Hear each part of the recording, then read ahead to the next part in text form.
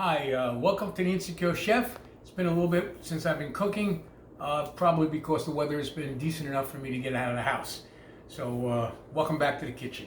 Today we're going to be doing a simple version, maybe not so simple, but of chicken pot pie.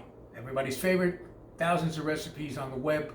Grandma's recipes probably there as well. But if you want to see how I'm going to do it, I'm going to be preparing it and doing 99% of it in the Ninja Foodi. All right, so my lovely wife will be recording. She's going to come around so we can take a look at the ingredient list. All right, starting left to right, no particular order in that regard. We have the chopped chicken, which I'm using about a pound of chopped chicken, chicken breast in this case. I have puff pastry sheets, which I will be rolling out a single sheet for the top part of the pot pie. We have the frozen pie shell, which I'm allowing to thaw because we'll be using it in a few minutes. Back here, we have a cup of chicken broth. We have the Campbell's cream of chicken soup concentrate. Some of the spices will be parsley. And there's our rosemary. And here is our oregano. I've got sweet peas, chopped potatoes, in this case it was russet, and some sliced mushrooms, salt and pepper of course in the back. On the cutting board, we've got onions, we've got celery, you've got cucumber or zucchini or squash or whatever you like, chopped carrots, some chopped bell pepper, we'll be using some butter, and one egg that's been beaten up. All right, so now what I'm going to do is I'm going to take this thawed pastry shell, or pie shell if you will, and I'm just going to brush it up a little bit with an egg, okay? All righty, we're doing that.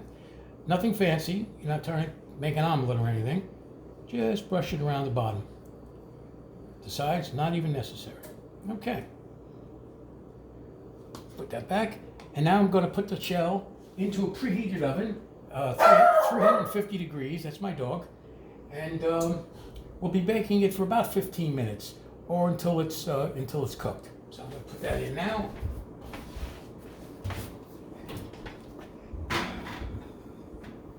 And then I'm going to set my timer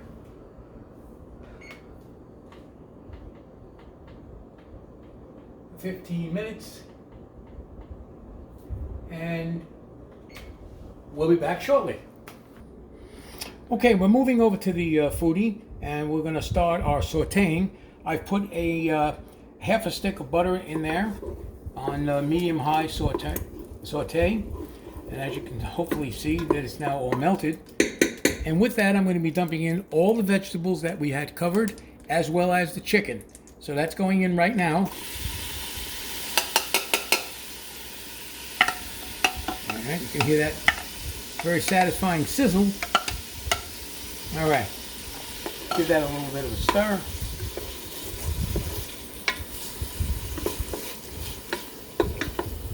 And now you want to get most of the chicken color to begin to turn whitish, but don't be overly concerned because in a few minutes we're going to be pressure cooking this baby, and that way your chicken and everything else will be well done.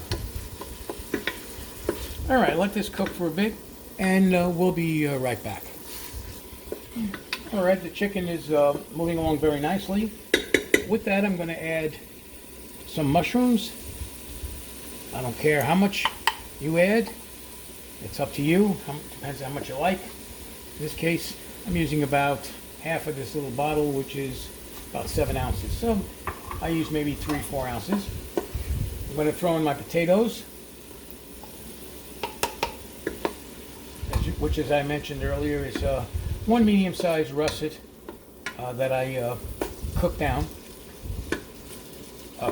Sorry.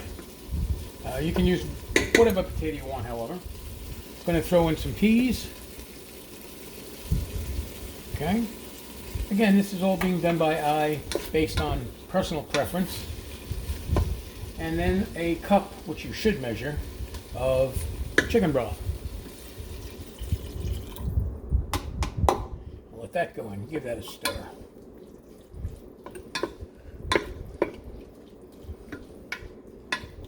All right. All right, you can get a good look at that in there if you want to see.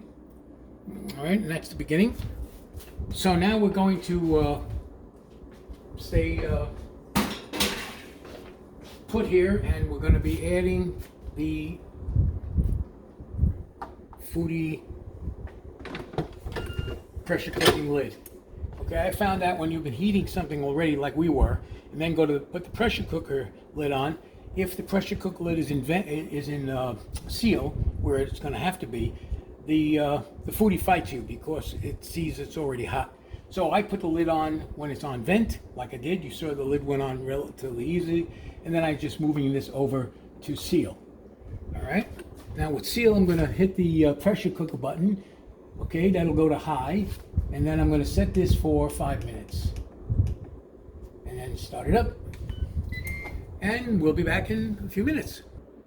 All right, the 5 minutes is up. I've removed the lid from the pressure cooker of the Foodi, and now I'm going to begin to add our spices. If you're looking here, you see this is really done very nicely. I can assure you, there's no concern for the chicken, guaranteed. All right, so the actual measurements for the spices will be on the online. You can use the recommendation, or if you like to do yourself, go right ahead. So I'm just going to give it a little twirl here of salt, not much at all. Okay, and then I'm going to follow that up with the spices, as I had noted. Like I said, you can use the Provence, or you could use it all by hand. It's up to you. Whatever you have in the house. If you can get this out. All right. And now continue that. Just want to take a moment. Putting in the oregano.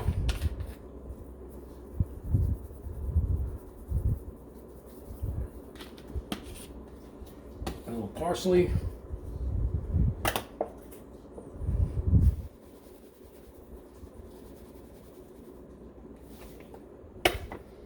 All right, the spices are in. I'm going to follow it up now with the condensed soup. Again, on the recipe, the quantity will be there. It's roughly half of the condensed cream of chicken soup. Maybe I'll use the back of this. Might be a bit easier. And again, you know, if you like it very thick, you can add more. You could use heavy cream with it. You could use all kinds of stuff. Again, most of these kind of recipes come down to your preferences. I say that very often in my videos, because everybody has a different taste, especially when it comes down to physical appearance and the heaviness of the spices. Just a little bit more should do it. All right, I'll be right back. Let me just clean this. All right. Going to give that a good stirring now. And yeah, right now at this point, you can take a look and see physically how it's looking in respect to thickness. We're going to thicken it further in just a moment as I sift in some flour, which is, again, quantities and everything is on the site. What do you think, Reg? Yeah, that looks good. All right, you think it's all right? Yeah, with the flour. Yeah, the flour's going in now. So I'm just going to put this in and sift it in to avoid any lumps.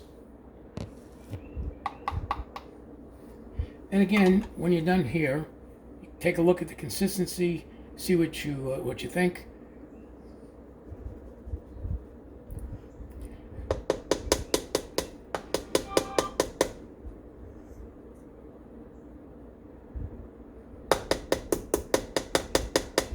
All right, just about done there. Little lumps left behind, that's fine. We can give this another good stir. And this will be, you know, once the flour is all in there, this will be essentially the thickness that you'll get, though we of course have to bake this in the pie shell, and that will also help thicken it up a little bit.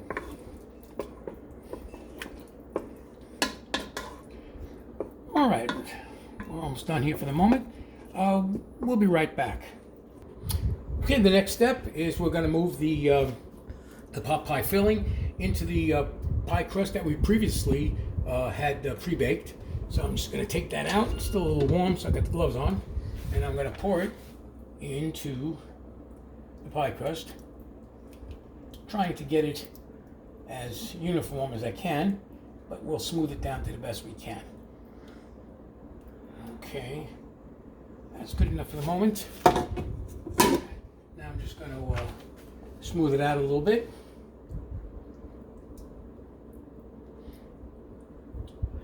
And it's starting to look like a pot pie. All right, and the next step that we'll be setting up for is to roll out the top. I'm using puff pastry, as I noted. Roll out the top, cut out the circle, and cover the pie. So we'll be back shortly. Okay. All right, last part, which always gives me a little trouble, is, because I'm not a baker, is that I'm taking the puff pastry, one sheet. This has just been defrosted per the packaging, and now just unfolded, because you know it comes in a third. With that, I'm going to roll it out, and bigger, slightly bigger than the actual 9-inch pie shell, because this will become the covering. So let's see how well we do. Let me get enough flour on here. Enough. All right, let's get cracking.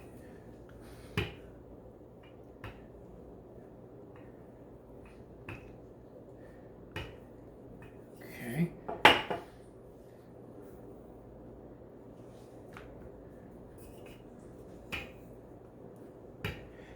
And you know, according to the experts, if you get a crack or you split it, you can squeeze it together with a little water. That's what they say. Let's see how it goes.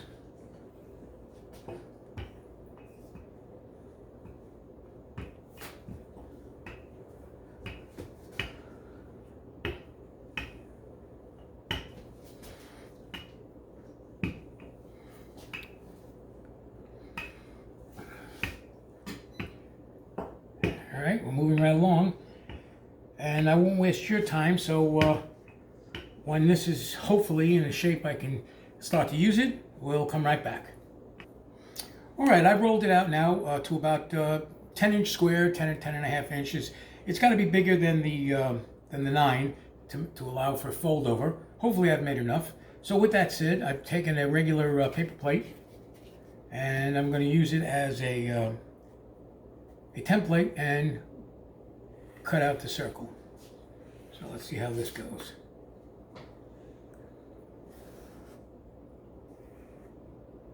And I suggest a sharp knife.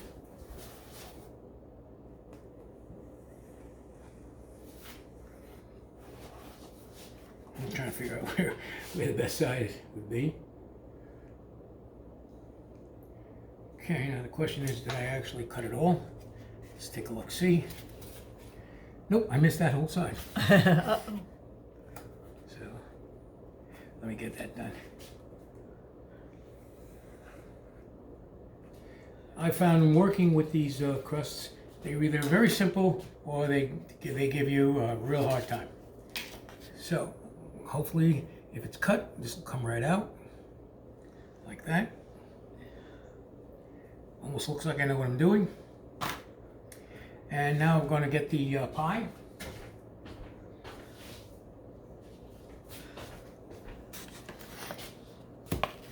And now I'm going to lay this over the top.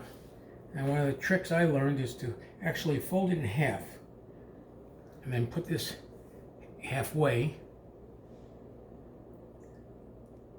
And then just unfold it.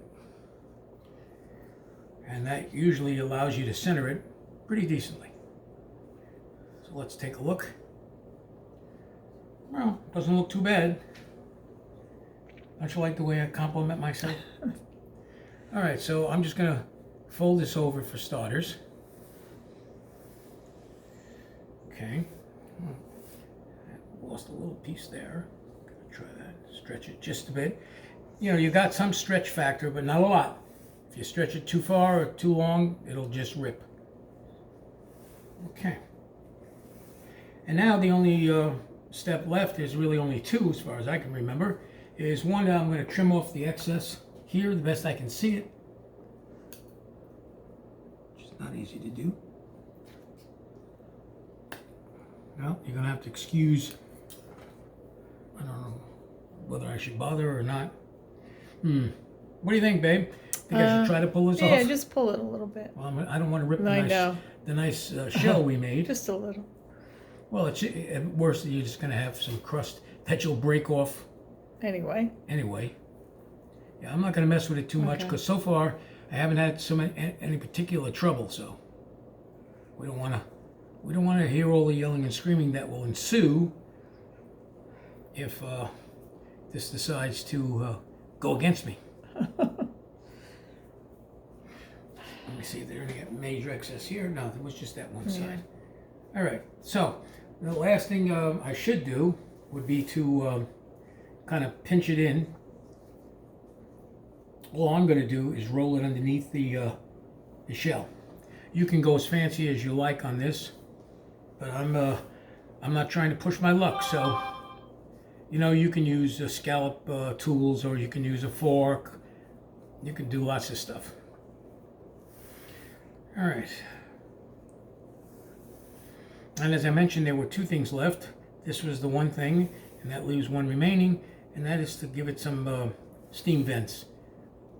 And which I'll do that with, you can use a fork, or you can use the tip of your knife, or whatever you think is appropriate. You want to kind of squeeze this down reasonably well, otherwise it's only going to pop up when you cook. Again, this is all aesthetics now. We'll have very little bearing on how good the pie is or not. All right, so with that, I'm going to make some holes. I'm just going to use my knife here. Yeah, you don't want to rip the heck out of it. But you got to let some steam get out of there. Otherwise, it will bubble up, and you will have kind of a volcano-ish look. And parts of it will cook better than others. All right. Okay, I have not yet set up the Foodi, so let me do that and we'll be right back. Got it. Okay, the pie topping is on, and I put in the steam vents. And now I use a silicone sling, but whatever method you like to be able to get the pie into the Foodi, and then be able to get the hot pie out of the Foodi, whatever method you devise. This is the step I'm doing right now. So I'm putting this in the sling, very handy device, and then I'm going to button it up with this very convenient button there. And then we're going to be broiling this using the broil setting at 450 degrees for 10 minutes. So let me carefully pick this up, put it in. As you can see, it's very, very handy. It fits perfectly. There you can get a good look at that in there. Okay. All right, so now I'm going to close the lid. I'm going to hit broil. And it's already at 450 because that's the setting, the high temperature it'll go. You really can't adjust the broil setting. And then 10 minutes is already blinking, so I will hit start. And we'll be back in about 10 minutes. All right, if you take a look in there, this is complete. And I'm going to use the nice handles, pull it right out of there. And put it here on the counter. Just pull these apart. And there you go. There is your finished chicken pot pie. I think it's done sufficiently. The crust is always a little tricky. Try to figure out, is it done, not done. At worst, you could throw it back in there right now for another minute. I don't think it would need that much in this particular case, but you got to use your own judgment. So, hopefully I've explained that pretty clearly. Anytime I play around with pastry crusts and stuff, you never know what's going to happen. So, from the Insecure Chef and his wonderful wife Regina, Have a wonderful evening. be safe out there, and if you make this, drop me a line. Let me know how it came out. Take care.